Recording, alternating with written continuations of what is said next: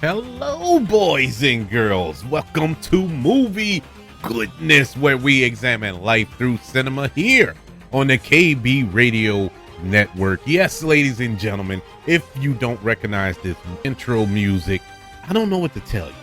This is none other than the greatest intro music theme song for a show of all time. It is the greatest. It has lived in infamy in the minds of boys and girls who are now men and women since 1992. It is the theme song to X-Men, the animated series, which came out in 1992. And we just wrapped up the first season of the revival of that series, which is currently on Disney Plus. X-Men 97. All 10 episodes are available for your enjoyment. And, I was so excited for this show. I have anticipated this since 1997 because I absolutely loved that series. Even though on the Fox network, when it originally aired, it was out of order.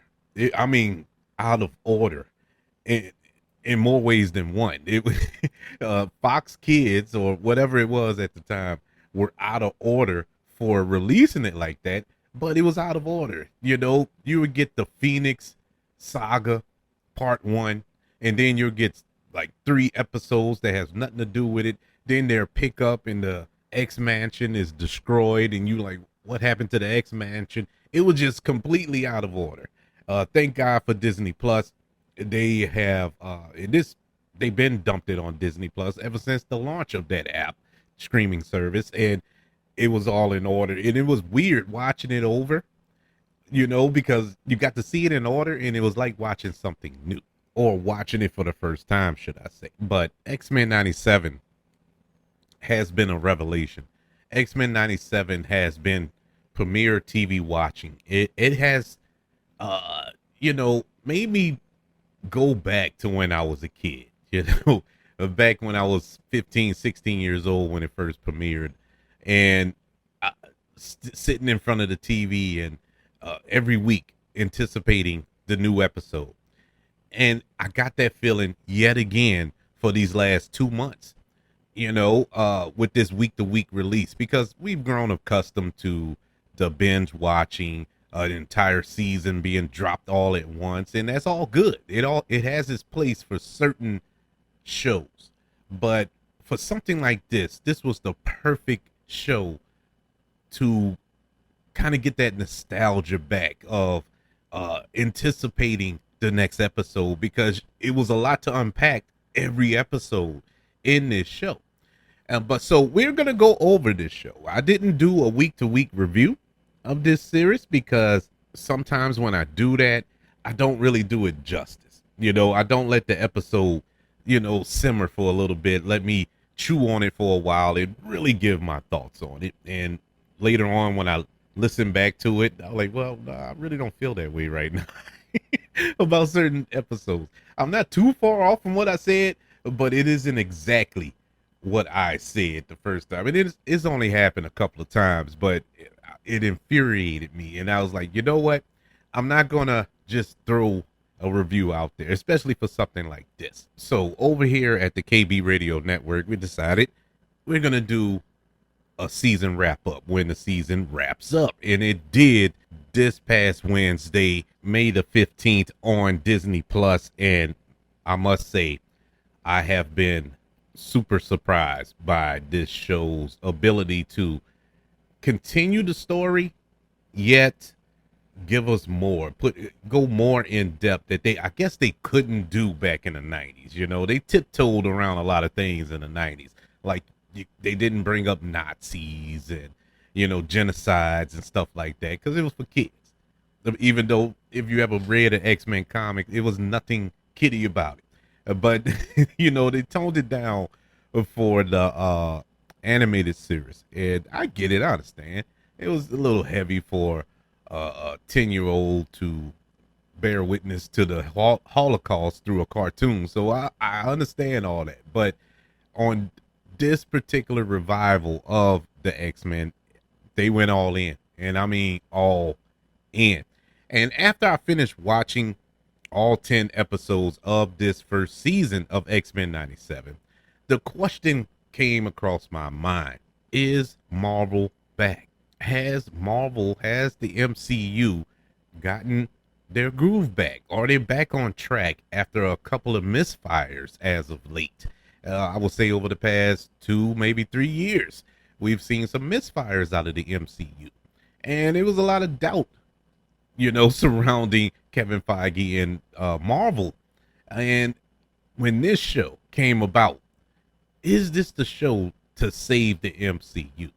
We'll touch in on that after we go over the episodes, but that's just a question I want you to mull over in your head, because it was something that had me scratching my head after I finished watching X-Men 97. But we'll get to that after.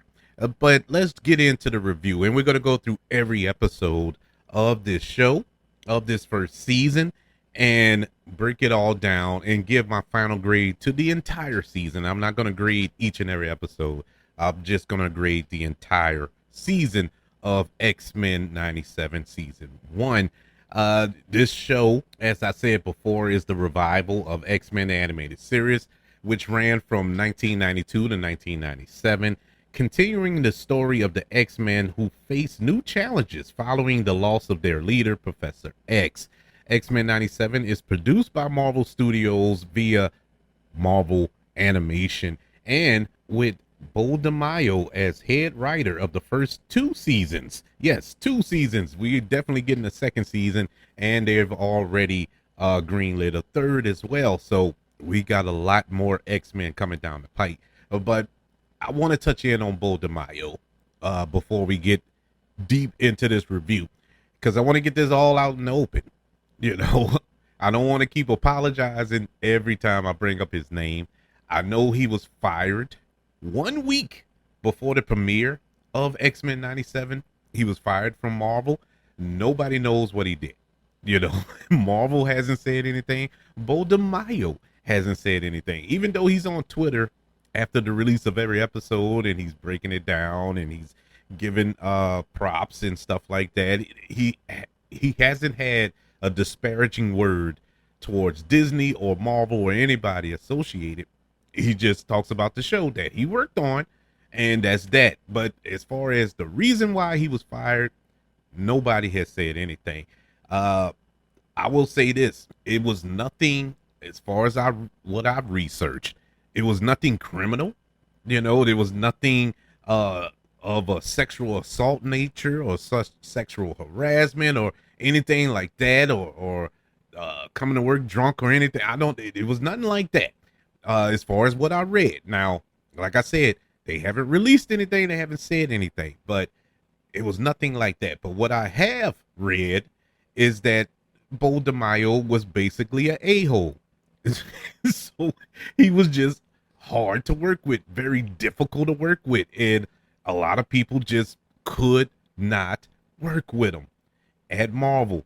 And it was to the point where they just said enough was enough, and they fired him. Now, when it first happened, I was kind of worried about the show.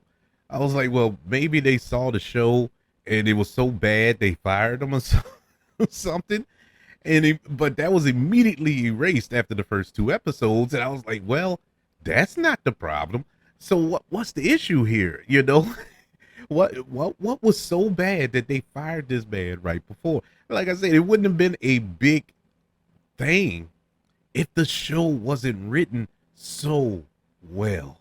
This was such a well-written show. And I'm not saying well-written cartoon. Notice what I'm saying. A well-written show. This is one of the best written shows I have seen in years. I don't care if it's live action, drama, comedy, action, cartoons, anime, whatever. This was the best written. I mean, to nail all of these characters, and there's a lot of characters in X-Men, and for every character to get their moments, to get their story, and for it to be paced as well as it is, and told in a understandable way, I guess that's the easy way to say it. It's amazing. It's amazing that they pulled this off. So I wanted to touch in on Bo DeMaio and the fact that he was fired, but I don't know what he did, but I do know what he did on his show, and it was phenomenal. And I just want to give him his flowers.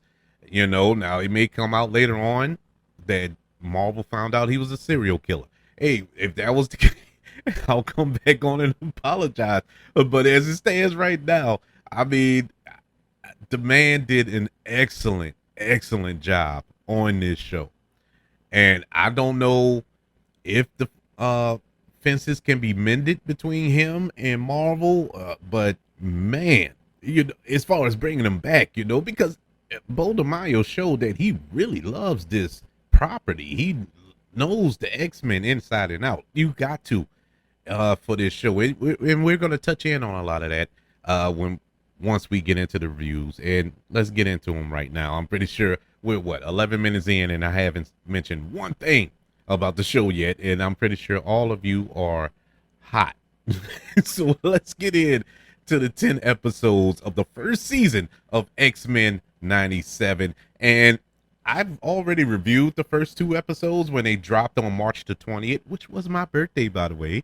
And I'm still accepting gifts, by the way, so I'm just throwing that out there. But yeah, I reviewed that. You can go back and listen to my review of the first 2 episodes of X-Men 97, which were entitled To Me, My X-Men, episode 1. And episode 2 was Mutant Liberation Begins. And those 2 episodes, in case you didn't hear them, I'll just quickly go through them. Episode 1 picks up 1 year after the events of the final episode of X-Men, the animated series, where Professor X was presumed dead after assassination attempt, but he went off world. But he was presumed dead, and the X-Men, they continue on with their missions under the leadership of Cyclops, who is once again married to Jean Grey, and Jean Grey is pregnant right now at this point. And we have the introduction to Roberto da Casa, also known as Sunspot, in this episode. And he comes, I like how they did this in this episode, because his interest into the series was like a carbon copy of how Jubilee entered in the very first episode back in 1992, but with a little twist to it, and I thought that was very clever to do it that way. We also get just an amazing battle between the X-Men and the Sentinels and Master Mold. It was awesome. That was an awesome battle. Only at the end of that episode to find out that Professor X had bequeathed the School for Mutants and the X-Men to Magneto. And so that's how the show, or at least the episode, leaves you with that little cliffhanger. And we open episode 2 with Magneto beginning to save humans and mutants to show that he's a hero now. That he has somewhat reformed from his old ways, but the rest of the world doesn't feel that way. So the UN brings him in for a hearing and wants to question him about his past crimes and everything, all at the same time, where we get the Executioner, who is going to attempt an assassination on Magneto with a weapon that will strip mutants of their powers. So while Magneto is at the UN hearing, he has Storm, he has Cyclops with him, and Jean Grey and Wolverine and the rest of the X-Men are back at the mansion. And Jean Grey goes into labor as this attack happens at the UN. And so she goes into labor. Scott finds out, he rushes off to be with Jean, but he tells Storm to protect Magneto. And one thing leads to another. The Executioner gets a shot, or gets a clean shot at Magneto, takes the shot, and Storm jumps in front of the blast. And Storm is stripped of her powers. And that was a very powerful scene, no pun intended, when Storm was reaching out to try to feel the wind and feel the moisture in the air, and she couldn't, and she knew she lost her powers. It was heartbreaking. And Magneto got the UN to pretty much understand where he was coming from by the end of that episode. And so back at the hospital, we have a racist doctor who doesn't want to deliver the baby. of a mutant and all this here, and Jean asks Rogue to absorb the, or was it Cyclops? I think it was Cyclops. Asked Jean, Rogue, to absorb the doctor's ability so she can deliver the baby, and she does that, and they named the child Nathan Summers, who we all know, who read the comics, will eventually become Cable, and Cable will play a part later on in this season. And just when you think that was it, the humdinger of the of a cliffhanger, in every episode pretty much had a cliffhanger and it was fire.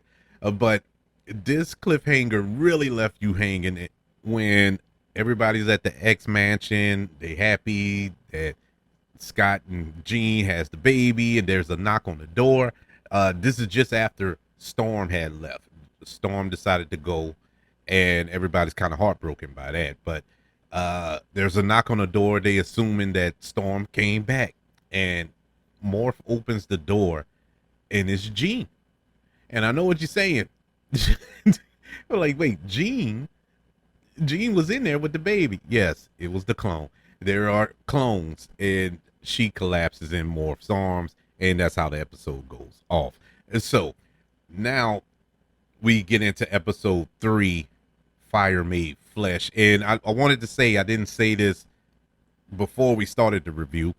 It's spoilers, of course. So if you haven't seen the first season of X-Men 97, spoilers. I'm going to discuss it as if me and you were sitting down on the couch watching it together. And so you have been warned. If you don't want to be spoiled, you can stop, download this episode, go watch it, and come back to it later.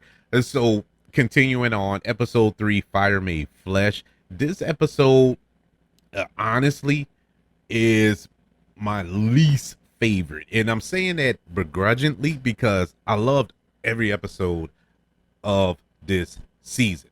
But if I had to say one was weaker, it would have been this one. Even though this one was good, it was probably the only straightforward episode. And let me explain what that means. This was like a singular story here. All the rest of the episodes, including the first 2, you have different stories going on. You have different tentacles reaching out.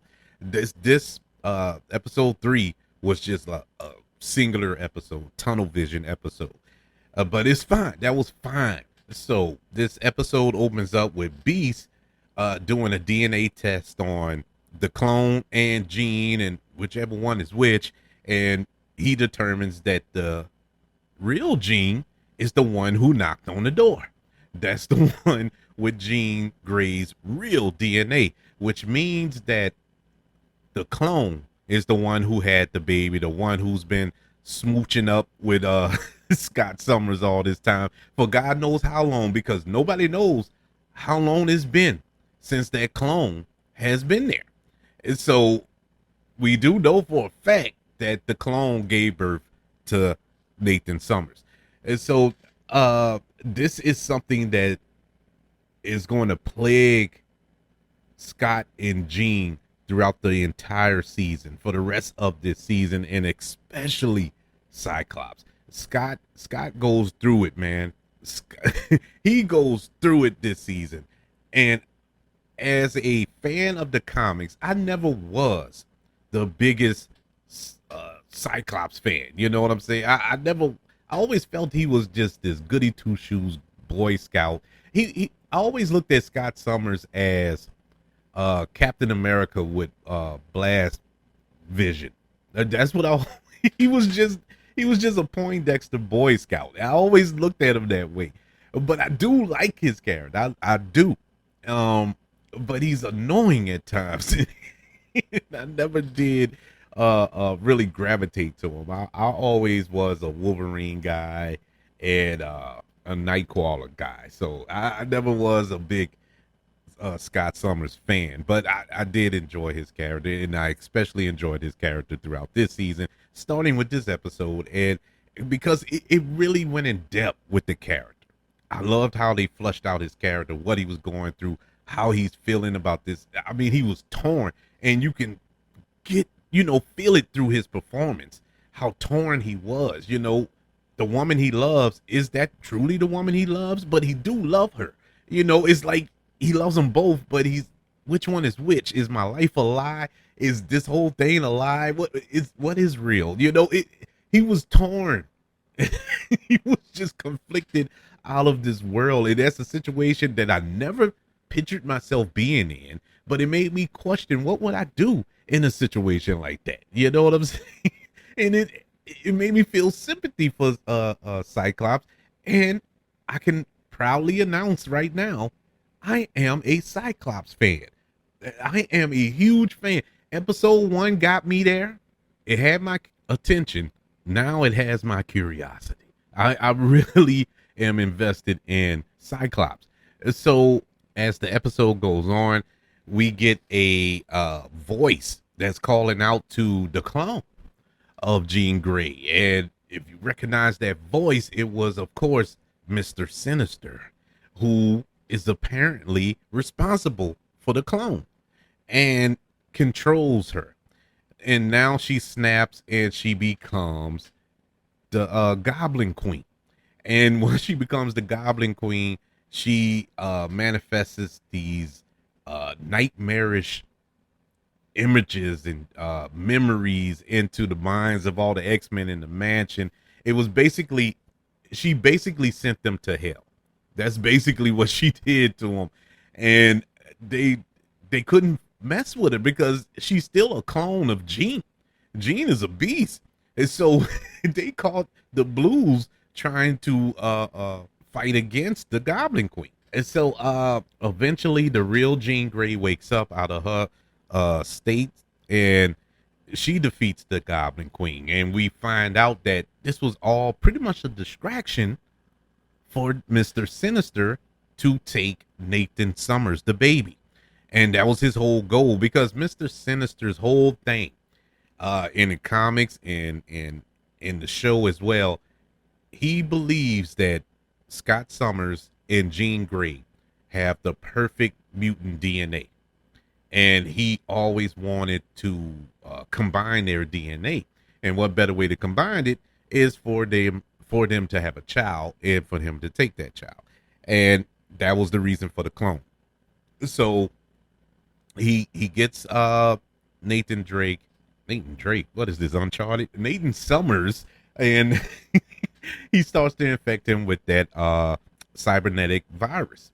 And so before he can fully infect Nathan, the X-Men show up and rescue him, and Mr. Sinister escapes, and the clone gene gives Nathan to Bishop. And Bishop tells him that, we can't fix him here. They don't have a cure for it here in this time, but maybe in the future they'll have a cure for what Mr. Sinister has done for him. So he takes him off to the future. And this really tears Cyclops apart, because he doesn't want to abandon his son like his father abandoned him. And it was heartbreaking to watch. He couldn't stay and watch him leave. And that was one thing that upset me, but I got it. I understood for the story wise, but he didn't stay. He left when right before Bishop took Nathan into the future. But that's how that little story ended. But we get a button at the end of this episode with Storm being introduced to Forge, and Forge claimed that he can restore her powers, and that's how the episode ends. This was, like I said, it was not the best out of the 10 episode, one of the best out of the 10, but it was still good. This was the weakest. And if you listen to me talk about it, you're like, really? That was the weakest? Yeah, that was the weakest. But it was definitely an exciting episode. There was a lot of action, a lot of story being told, and I did enjoy it. Episode 4, we had a split episode. This one, it was a shared episode. Motendo and Life Death Part 1. Motendo was the first part of this episode or the first half, I should say, where we get to Jubilee's 18th birthday and her wanting to celebrate her birthday at an arcade like a teenager. Let me tell you something. In 1997, coincidentally, in 1997, I also turned 18. And I can assure you, I did not want to go to an arcade. I had other things on my mind. I was trying to play something, but it wasn't an arcade game. But that's neither here nor there. But you gotta understand, Jubilee didn't have a childhood. She didn't have all the fun like we did, or at least us of a certain age around that age. But that's all she wanted to do. And Magneto was like, no, we're not doing that. We're going in a danger room. You're going to train. You're going to you know uh, strengthen your abilities because there are people out here trying to kill you. There's people out here trying to kill us. If you want to see more birthdays, you need to go and train and learn to defend yourself. So that angered her. She ended up going to her room, her and Roberto, and she notices that she has a game console in her room that she didn't buy, and it's a Nintendo. And so all of a sudden, it turns on and it sucks them into the game. And Nintendo is created by Mojo. Mojo is a villain that is in the comics. He was also in the original series in the 90s. He normally operates out of the television, where he gets powers from the audience reaction, from interaction with the audience is the way he gets his powers. It's hard to break down, but that's how he does it. And it was smart to kind of upgrade his character as well because of the times that we live in now, video games and stuff like that. Also cool that they designed that Motendo like an old Nintendo 64, which I used to have back in the day. Oh boy, brought back some memories. But yes, I love the animation in this episode because it looked like the old video games that was at the arcade, the old X-Men video game at the arcade. Once again, those of us of a certain age, those 16-bit version, it was such a throwback. And it was an interesting half to this episode, and it kind of matured Jubilee.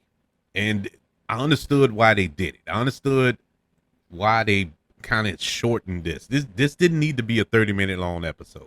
It was actually perfect the way they did it. A little 12 to 15-minute half of the episode. And it was good. It was really, really good. And I loved the kind of graduation, if you will, of Jubilee from a child to a young adult here in the course of this episode. Very, very, very interesting and flushed out and done quite well.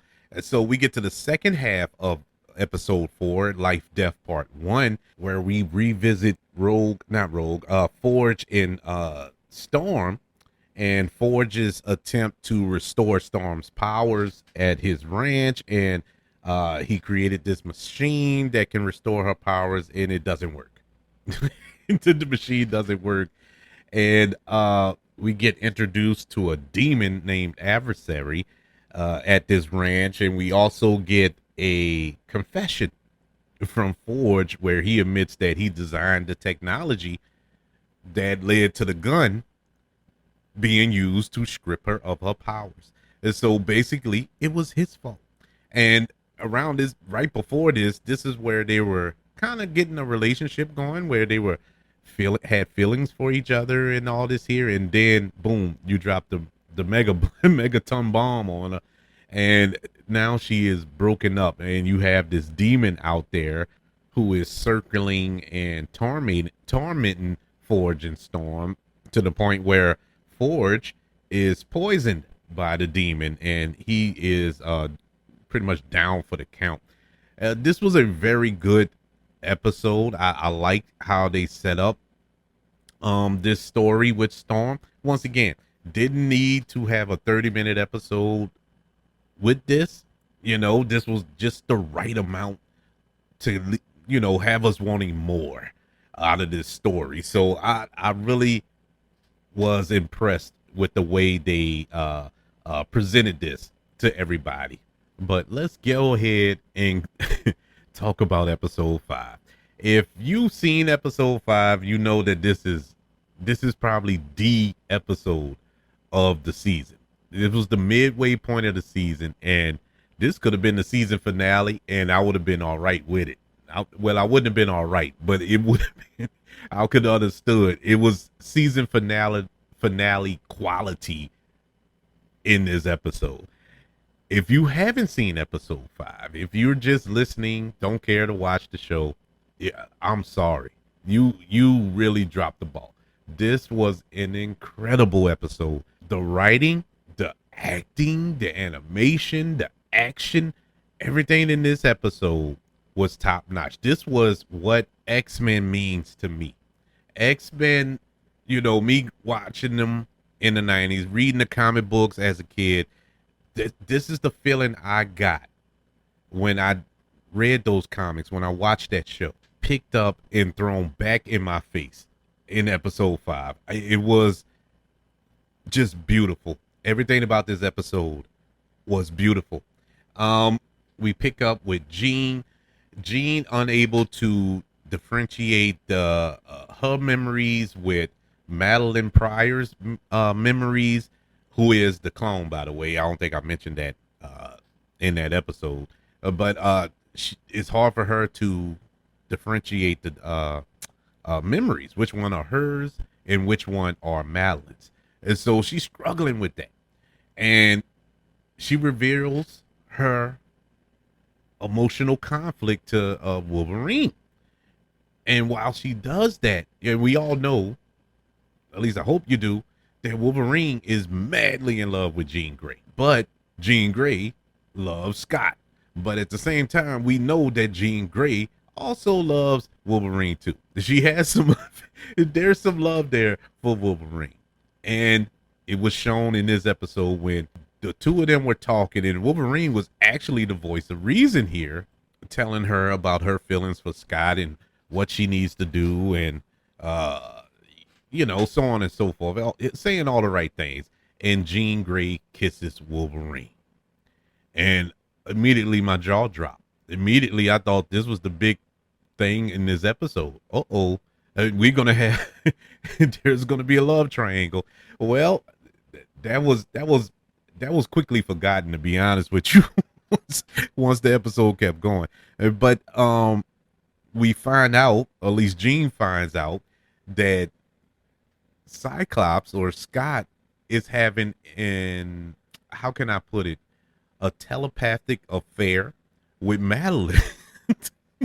When she scans the memories in the mind, and she finds out that Scott is having these conversations and feelings, and they're cuddling in their minds and kissing and probably doing the boom shoom, and he's basically having an affair in his mind with Madeline, and she goes off on Scott. Now, mind you, this was 5 minutes after she just finished tonguing down Wolverine, but we gonna look past all that. But Magneto, Gambit, and Rogue are on their way to Genosha, because Genosha is in the midst of a celebration because they are becoming an actual nation recognized by the UN. And to celebrate this accomplishment, they invited Magneto back. They want Magneto to be a king of the mutants or whatever. I don't know. I forgot what the terminology that they use, but yes, they wanted him to kind of rule over Genosha and lead them to the promised land, I guess you could say. He can be the mutant Moses, if you will. But Rogue reveals to Gambit, once they get to Genosha, that she had a secret relationship with Magneto when she was younger. And Magneto is the only one that she can touch. Because in case you don't know, Rogue mutant ability is she absorbs your powers or your life force through touch, skin to skin contact. But Magneto, with his magnetism, I guess some type of, I don't know, force field, magnetism, force field, it doesn't affect him. so they can touch. And I mean touch. Wink wink. And so uh with Rogue longing for this, longing for physical affection, this is very appealing to her. The only man, basically the only man in the world that she can have a physical relationship with is Magneto. And that causes kind of a love triangle between Magneto, Rogue, and Gambit. Because we know that Gambit is deeply in love with Rogue. Rogue is deeply in love with Gambit, but like I said, can't touch him. They can't have a physical relationship. They couldn't consummate their relationship. So at this gala to celebrate Genosha joining the UN, Rogue kisses Magneto and realizes that it's a mistake. She made a mistake choosing Magneto over Gambit. But before we can really get, dig our teeth into this, not Gambit, Cable shows up. Cable shows up and trying to warn people to you know get out of here to find safety, and he runs across Marilyn, who is his biological mother, and he tells her like, "You gotta leave. Am I too late? Am I too early? I think this is the wrong time or whatever."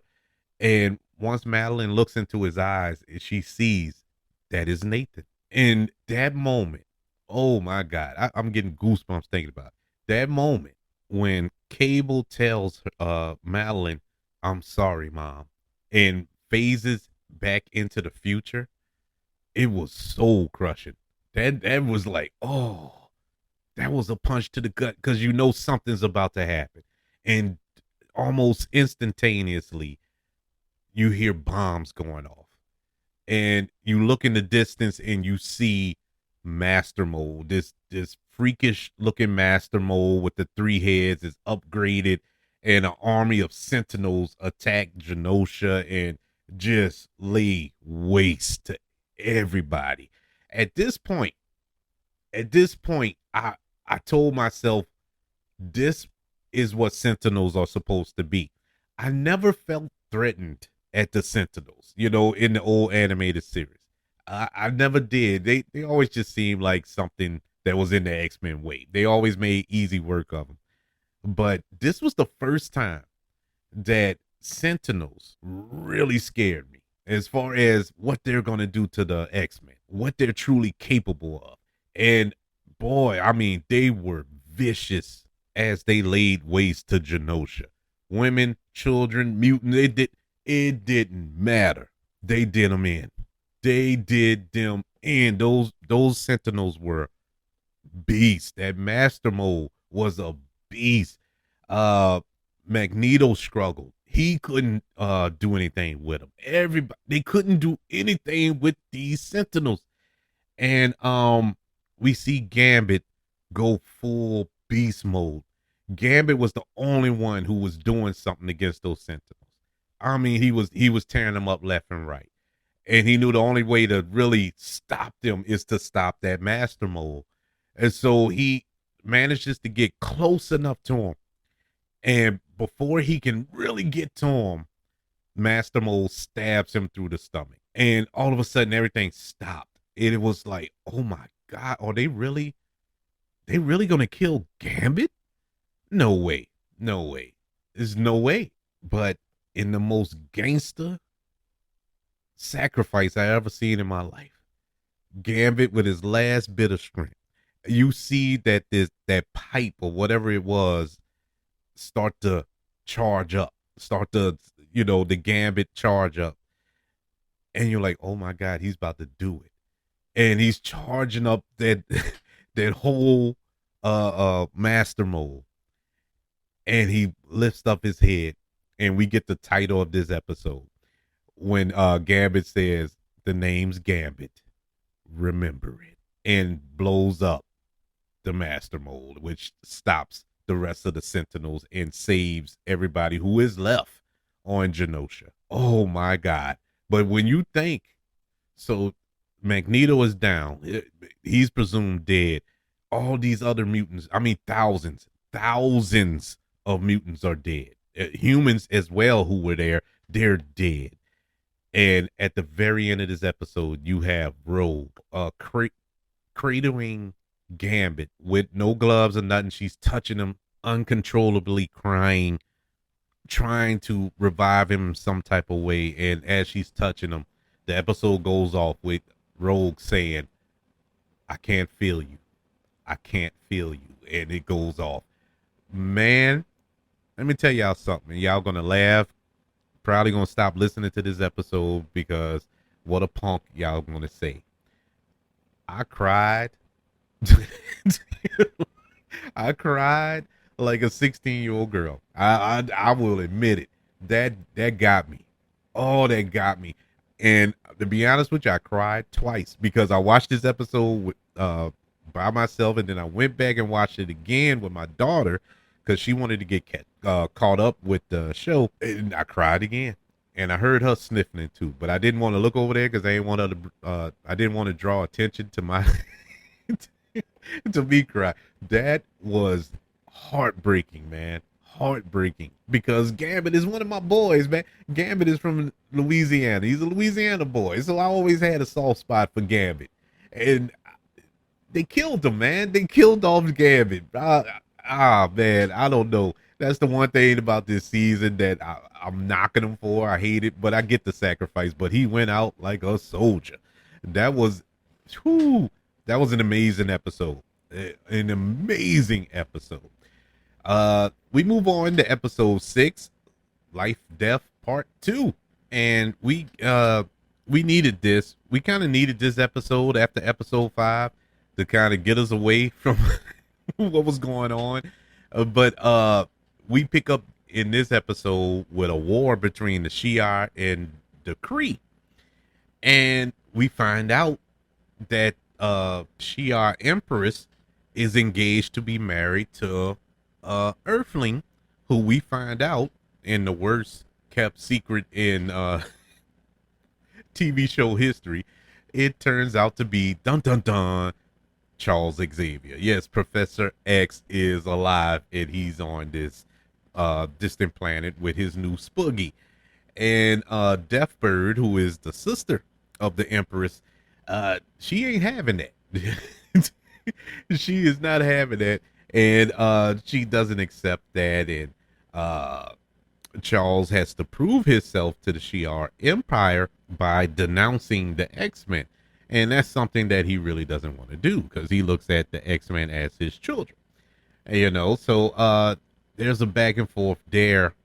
And while he's convincing this Shi'ar Empire that, you know, he doesn't have to relieve himself of the X-Men's memory, he gets a vision of Gambit's death.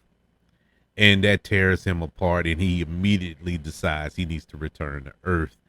And that's where we leave off with that. But the second half of this episode, we return to Forge and Storm.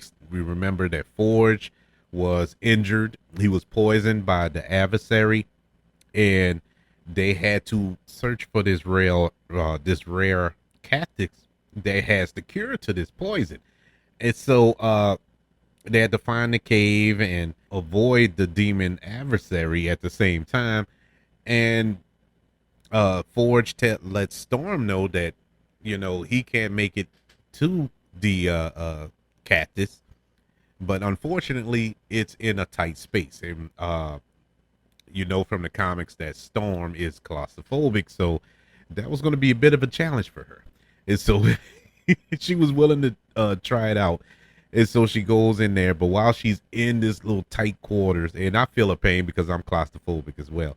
While she's in this tight quarters, the adversary is, you know, playing with her mind and squeezing her in these spots. And just as it was looking grim, Storm regains her powers and defeats the adversary and retrieves the cactus and heals Forge so he can recover. But as Forge is healing, they turn on the TV and they see the attack on Genosha, and Storm is just tore up by this, witnessed what had took place on Genosha.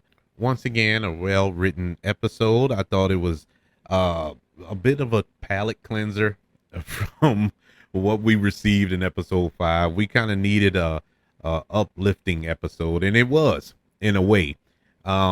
To see Charles Xavier is alive and he's on his way back, to see Storm regain her powers after all that took place in season not season but episode 5. Remember it. But it was a good episode.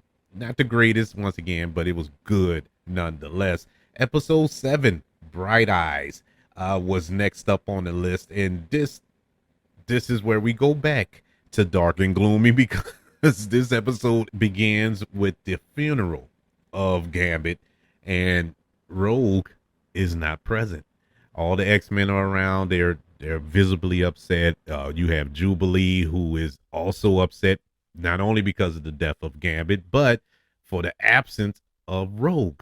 Rogue is not there, but she is angrily searching for the ones responsible for Genosha, Trask and Garrett, and she is going on a spree. It was one scene where she goes search this military base, and General Thunderbolt Ross is there, and Thunderbolt Rogue is tearing up everything on the outside, and all of the soldiers are nervous on the inside, and it's kind of a bunker. And General Ross is like, "Look, why y'all tripping?" Basically, I'm paraphrasing, of course. And why y'all tripping? We built this to restrain the force of the Hulk. It ain't nothing coming through here. And just then, Rogue just go pop, just busts through, just busts through it, searching for information to where Trask and Garrett is. And so Rogue finds Garrett first in Mexico and absorbs his memory. But right before that, we get a cameo from Captain America. Yes, we get Thunderbolt Ross in this episode, as well as Captain America himself. And Rogue and Captain America have kind of a back and forth, which was interesting. Uh, Especially the part where uh, Rogue asked for the Avengers' help, and uh, Captain America was like, "Well, no, I can't do that. We can't go to. If they see Captain America bashing heads in Mexico, it's gonna cause a problem." And so she was like, "Okay, no problem." So she takes the shield, Captain America's shield, flies up and just slings it. I mean, slings it miles away. I don't know if Captain America ever found it or not. It's gonna take him a minute, but she's with all her might and just flew off. But anyway, she goes and finds Garrett in Mexico and absorbs his memories, and almost kills him. But he is murdered, uh, a couple of scenes later, but by Bastion. But he, I mean, Rogue was not suffering fools this episode. I will tell you that. But after she gets the information she needs, she goes and finds Trask, and we jump to Roberto and Jubilee at this point in the episode, where Roberto is going to visit his mother, and he was going to tell her that he's a mutant. And so it was this was a very interesting story throughout the season with Roberto and his family, because his family is very prominent. They have money, and they have businesses and shareholders and stuff like that. So he was scared to tell his parents that he was a mutant. And this echoes what the LGBTQ community goes through when they come out. And so this was basically Roberto coming out. This was the same conversation, except gay is replaced with mutant. you know, and I thought that was very unique, very interesting, because believe it or not, X-Men, that's what X-Men are. X-Men is for the underprivileged. That's what X-Men represents, the minority, and is the perfect metaphor for these groups, including mine. And so I appreciate that. And I thought this was very interesting and unique the way they did it. And for Roberto's mother to ask him, "Oh, can you keep it a secret?" And at first she was kind of supportive, and like, oh, I always knew, I know my child, and that's really the truth. All parents know when they children are, they either they know and they don't want to know, or they know and they're just waiting on you to tell them. And that's basically what it is. But parents know their children. So she knew, but she wants him to keep it a secret because they have shareholders. And so that was very awkward for them. We return back to Rogue. She interrogates Trask and find information about the Sentinels and all this here. And Trask was about to jump off of the roof, but Rogue caught him, and he's like, "Well, look, I told you all I know," and she was like, "I know," and she just drops him. She just straight up dropped him off the roof, and all the rest of the X-Men who met up with her were there. I think it's Cyclops, Morph, uh, others. I can't remember all who was there, but I do remember Morph because he had an epic line. Like, as soon as she dropped him, Morph was like, "Oh, so that's what we doing now?" And so just then the roof blows up, well, part of the roof blows up, and Trask floats back up, and now he's possessed by this thing. And they were like, what is going on? And it come to find out he's a human sentinel hybrid. And they being the X-Men are trying to defeat this thing, and they can't. I want they're doing all that they can. Rogue gets knocked out in this battle, and it looks grim for the X-Men here. But this just then, Cable shows up and defeats Trask with a EMP, and explains that Sinister is working with a greater threat that they must stop. And this threat is the one who murdered Garrick, Bastion. And Bastion, he reveals to Sinister that Xavier is alive in space, and that Magneto is presumed dead in the Genosha attack is also alive. He's being captive by Bastion. And that's how the episode ends. Another banger of an episode. Oh man, this was just uh, the storytelling, man. The storytelling. This show has some epic action throughout. Don't get me wrong, but the storytelling is top notch, and it only got better with our final 3 episodes of this season. Tolerance is Extinction, part 1, 2, and 3. Episodes 8, 9, and 10.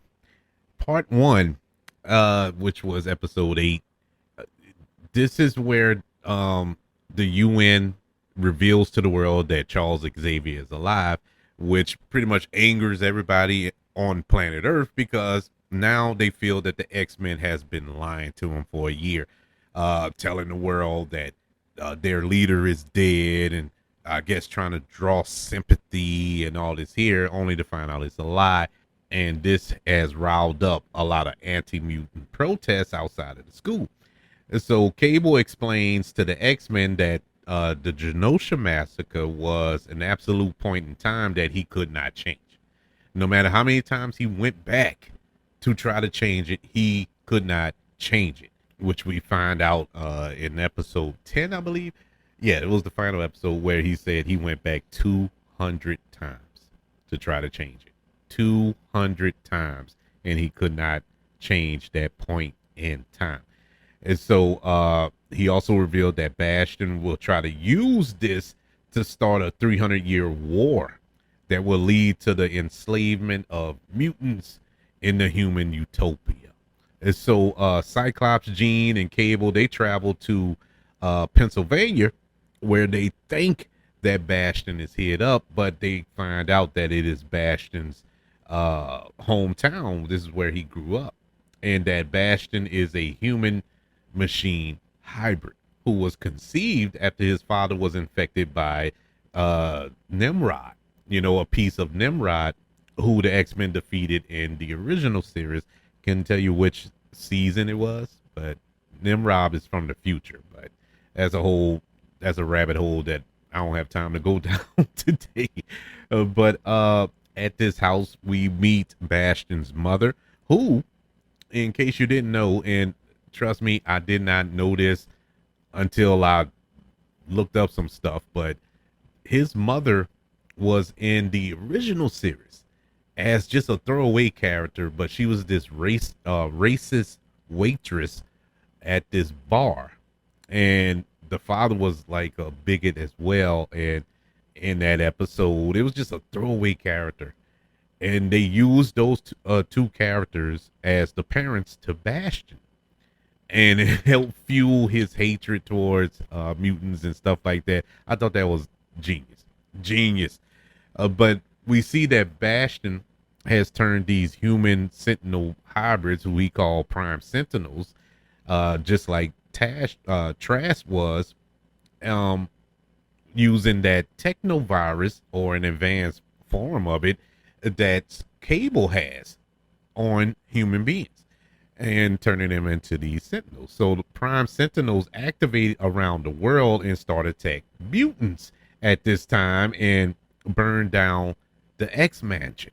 And so Valerie Cooper, who was on Genosha, she's a UN representative, uh, and witnessed the horrors of Genosha firsthand.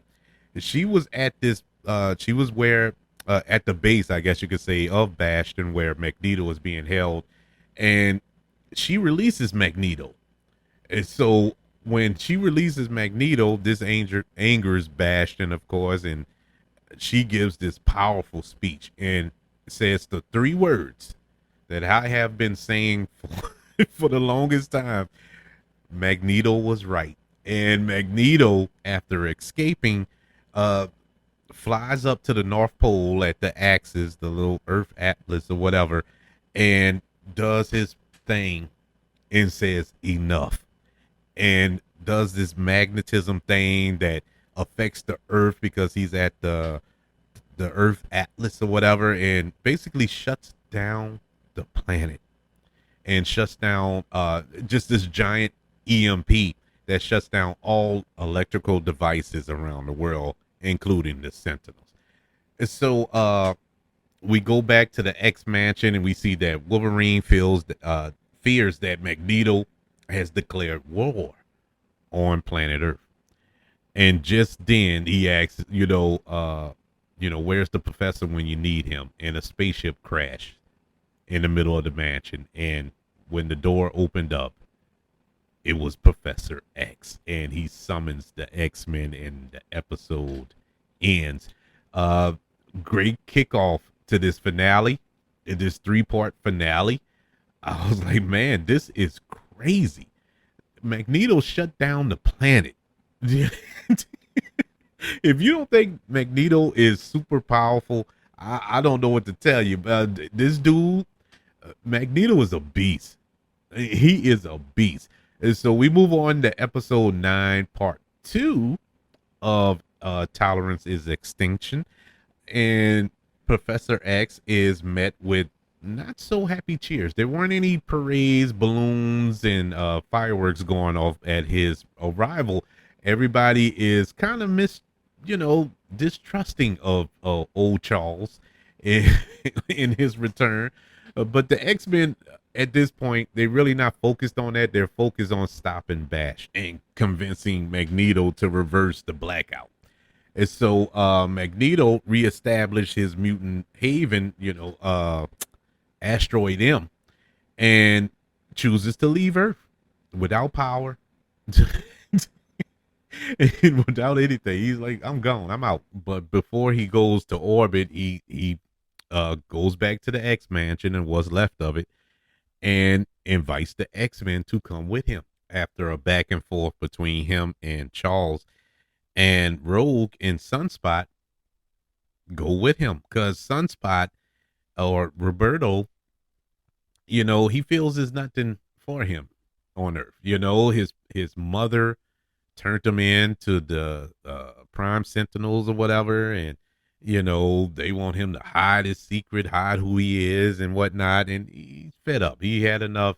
So he decides to join. Rogue is tired. Rogue is like, look, and she had a cool speech as well, where she's like, look, Jean Grey. Well, I'm not gonna watch any of you die no more.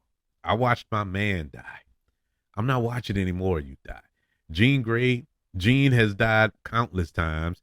Morph, he died. He wasn't even 30 minutes before he joined the team, and y'all kicked him to the curb. And that was a shot. That was a shot at the original animated series where Morph died in the first episode, and or presumed dead, but he came back later. But yeah, she was just fed up, and you could tell she's at her wicks end. You know, she's done so much, and the man that she loved is gone. He sacrificed himself for this, you know. So she left with him. So those were the two that left, and so the rest of the X-Men, they decide that they're going to split into two teams. The first team is going to go after Bastion. The second team is going to go after Magneto. And they figured this was a good time because the Sentinels can't do anything at this point with the blackout. But we find out that Bastion is a technopath, which means he can communicate with technology. So he can still control this Prime Sentinel. So while the first team go to attack, they are attacked by Sentinels. And they weren't expecting that. And Forge and Beast had created this collar that can dampen the powers of mutants, you know, pretty much the same thing that was used on them by the anti-mutant militias and stuff like that. But their goal is to get that collar around Bastion. And so they're fighting against them. You have Jean Grey going up against Mr. Sinister, and Mr. Sinister is just toying with her emotionally, telling her, "Look, I'm the only person who can tell you where you begin and Madeline ends. I can let you know when I made the switch." And Jean was like, I didn't care less. And they go at it, even though they fight into a bowling alley where Jean telepathically hits Mr. Sinister with about 50 bowling balls, man. I mean, just tearing them up. And Cable shows up. Now, this is where it gets interesting. Cable is under the control of Sinister, and he's fighting against Jean, and Jean was able to disarm him. But Cable reveals that, look, my mother was a powerful telepath, and I have that ability too. So he hits her with the telepathic thing, and she's struggling, boy. I mean, she's about to go out. She's about to die, be killed by her quote unquote son. Now, back on Asteroid M, we got the second team going up against Magneto. And if the, Charles Xavier is being Charles Xavier, trying to convince Magneto to reverse what he did. You know, what you're doing is going to destroy the Earth, which it is. They have less than an hour to reverse what Magneto did, and Magneto ain't having it. He's like, I don't care. You know, I don't care. Let them die. Let them all die. You know, so they have no choice, no other choice but to fight. They have to try to beat it out of them. And Charles tells Scott, like, look, you have to get him to the point where I can take over his mind and control him. You know, that's the only way to stop it. I gotta control his mind. I gotta take over his mind, which is pretty much a no-no, but he left him no choice. And so right before that happens, well, Scott does do it, but right after he did that, Jean calls out to Scott and telepathically transports him to where she is being attacked by Nathan. And Scott is like, he's helpless. He can't do anything. And he has to witness this again. Jean die again. And right before the power overtakes her, Cable's power overtakes her, she tells him, I love you. And he flashes back to Asteroid M. And he has no idea what happened. We don't know what happened. And just as Charles is about to take over Magneto's mind, Scott blasts Charles' chair. to kind of break the link. And he's like, no, they need more time. The other team needs more time because he's thinking about Gene. So Magneto goes ham now. Now he is tearing, he is he is ripping the metal around the in that little whatever throne room that he's in apart, and he's subduing everybody. He puts his helmet onto Charles's head and begins to crush the helmet while it's on Charles's head. I mean, he was tearing him up. He was about to kill Charles. And just then we hear the sniff, and the three claws burst out of Magneto's torso, and Wolverine sneaks up behind him and stabs him. And I immediately gasped. I had a lump in my throat, like, man, they're gonna kill Magneto now. I was really hurt, and he's the quote unquote villain, but I was hurt because I like Magneto. I'm a Magneto guy. Sue me. I don't know what to tell you. And so I was like, oh man, Wolverine finally got him. But just then, Wolverine's claws retract without him. He didn't retract them. And Magneto told him, it's over. This war is finally over. And just then you see Wolverine just kind of be still. And I'm like, wait, they're about to do this? They're really about to do this? And you see the veins begin to pop out of Wolverine. And Charles is screaming for Magneto to stop. Please don't do this. Don't do this. And you hear Wolverine screaming in pain. And just then we see the exact same panel that we saw in the comic book from this very same instance, where Magneto pulls the adamantium out of Wolverine in a brutal fashion. I was like, oh man. And that's how the episode goes on. Once I was like, oh man, this show went there. Yes, I seen it in the comics, but I didn't think they were actually going to do this on the show. It really caught me off guard. It truly caught me off guard. This show up to this point was like so brutal, and some of the actions that took place throughout this season that really left your jaw wide open. And this was the biggest one up to this point. And so that leads us to the final episode of this season, episode 10, part 3 of Tolerance is Extinction. And we pick up with Wolverine critically hurt. I mean, he had the adamantium ripped out of Xavier. He was able to take control of Magneto after that. And so he restores the power to Earth and reverses the blackout that Magneto had done. But this was to the detriment of everybody on Earth, because now the Prime Sentinels are back online. And so Jean connects with the solar power. She comes back as the Phoenix, and she had died.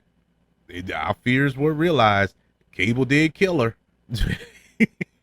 but she returned as the Phoenix, and she was able to place the collar on Bastion and sever the telepathic link that he had with the Prime Sentinel. So they were able to subdue Bastion at that point. And we also see that Magneto and Charles' minds are blended in a way. They're both knocked out in reality, but inside of Magneto's mind, we have Charles, who's trying to reach Magneto to wake him up, so to speak. And so you have that little conflict going on in Magneto's mind after Charles had pretty much broke his mind. We had an interesting little scene. And I say interesting because I've never seen this before. It's probably been in comics, but I didn't read an issue with this. While Wolverine is on the table trying to recover from what happened to him, you have Scott bend over and tell him that, look, don't you give up. You do what you do best. You heal. Do it for her. And he takes Wolverine takes a breath. He's kind of trying to gain back his strength to heal. And I found that fascinating that Scott, despite all that's going on, despite this being his wife now, we're talking about his wife, but he has enough respect and love for Wolverine, knowing that Wolverine in an instant will probably sniff him in the back as well. Uh, Wants him to hold on, wants him to live, and tells him, hold on for her. I'm like, man, that is fire. I don't know if that was in an issue of the comics anywhere that's been adapted or whatever, or it was done in a different way. If it is, let me know. But this was my first time experiencing it, and I thought it was fantastic. I just love that line. It really touched me. It really it touched me. But we returned back to where the Phoenix had defeated Bastion, and the Phoenix Force leaves Jean, and Jean is back, and her and Storm embrace and whatnot. But Bastion comes back. This is after the Phoenix Force pretty much scripts Mr. Sinister of all the DNA of mutants that he had took, um, and reducing him to this old shriveled up person. And so uh, Bastion returns and just beats Cable down. He rips the metal arm off of Cable and begins to beat him with his own arm. But he takes that arm and kind of molds with it and create this new armored suit type situation.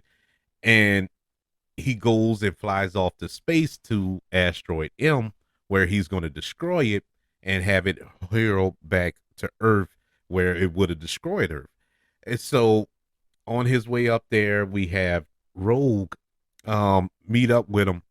And bruh, when Rogue when Rogue first went at Bastion and said his name is Gambit, remember it, and went to work on Bastion, Rogue went beast mode. And the first thing that ran across my mind, those live action movies where Anna Paquin played Rogue was such an abomination. It was so horrible what they did Rogue in those live action films. And this showed how much of a beast Rogue is. Actually, this whole season showed how much of a beast she was. But this episode here, when she just went to work on Bastion, and Bastion, he had he got the blues, man. It was tough to overcome Rogue, but he eventually did.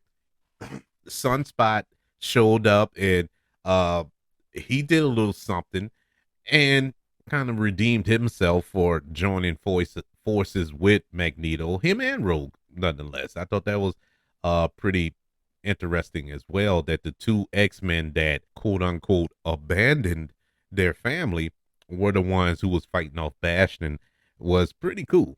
I failed to mention that we got a lot of cameos in this episode, a lot of cameos, and I thought it was cool because the big question was, where were the Avengers when all this was going on? We have world-ending events that are taking place, and we haven't seen any Avengers. That we did see Captain America in previous episodes, but that was it.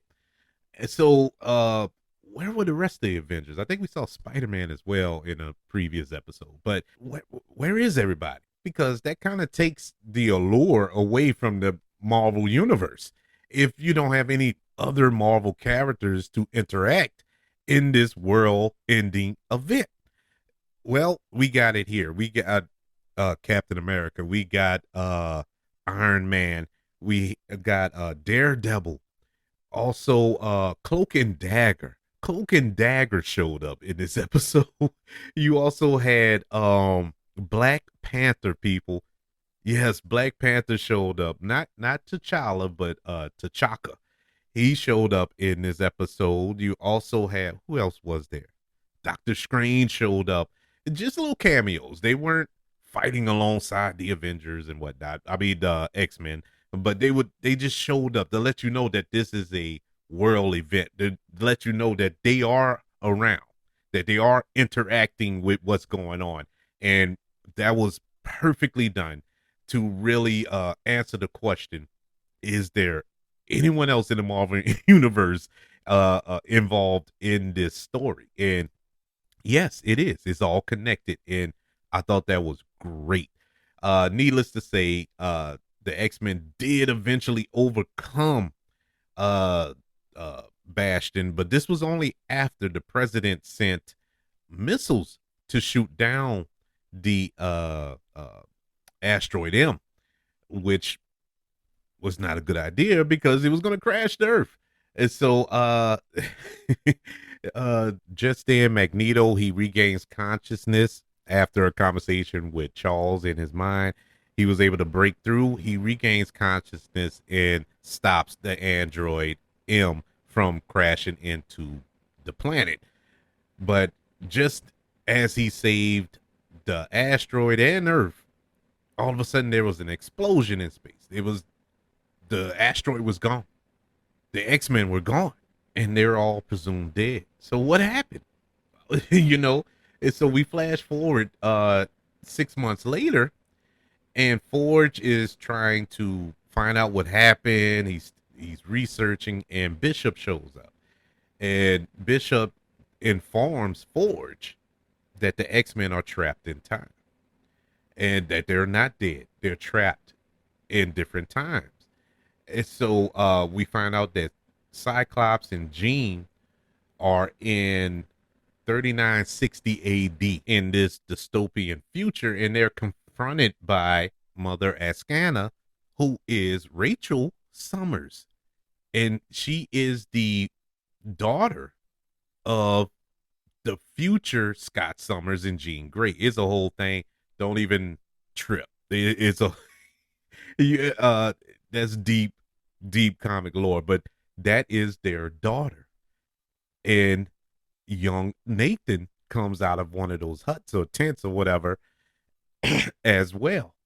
And so it now is like, what is going on here? Then we flash to Rogue and Nightcrawler, Magneto, Professor X, Beast as well. They're in ancient Egypt in 3000 BC.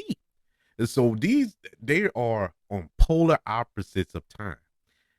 And in 3000 BC, those group of X-Men are confronted by the young version of Apocalypse. And the episode ends, the season ends at that point. We get a post-credit scene where we go to the present on Genosha, and we see that Apocalypse is also in the present in his adult form. And now the season officially ends. This was amazing. This was an awesome season of television. I cannot express how enjoyable it was to watch this show. This show had great writing, great animation. The animation style was similar to the 90s cartoon or animated series, I should say. Very similar, but updated, very cleaner version. The action was great. The social commentary was on point.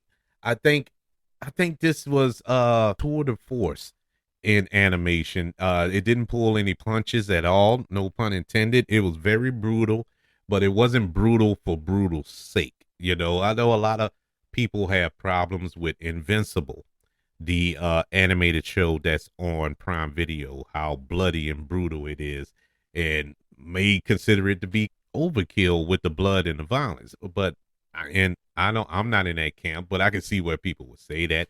But this was not for that sake. It wasn't for shock value. It was really to move the story along, and I think it did an excellent job in doing so.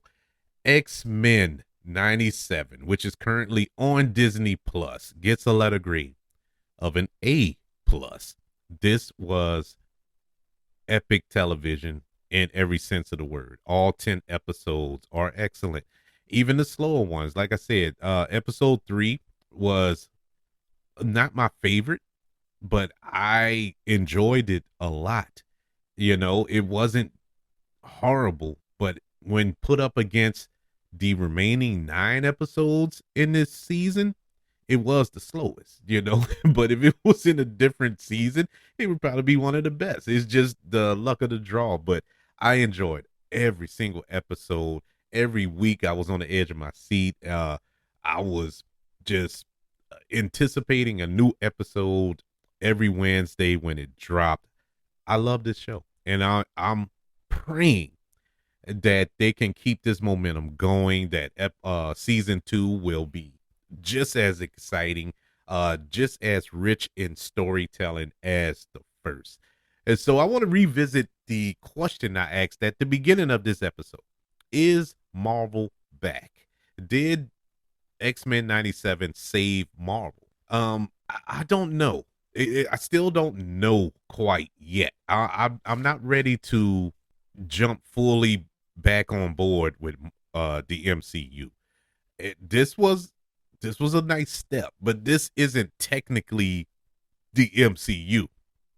But as far as the Marvel brand is concerned, yeah, it helped because there was a lot of doubt there.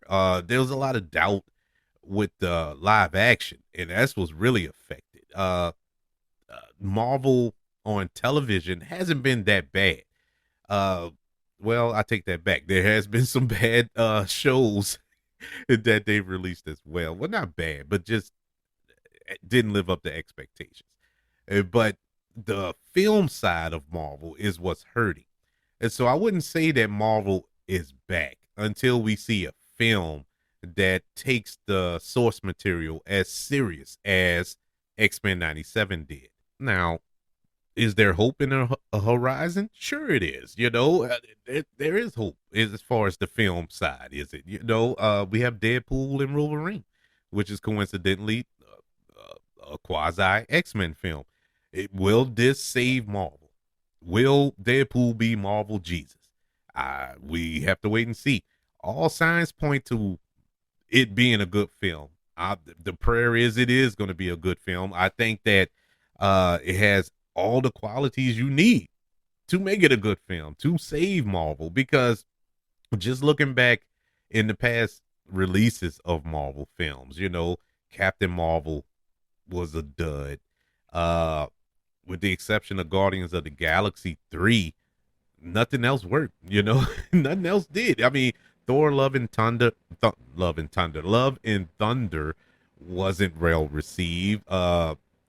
The Multiverse of Madness, Doctor Strange wasn't well received.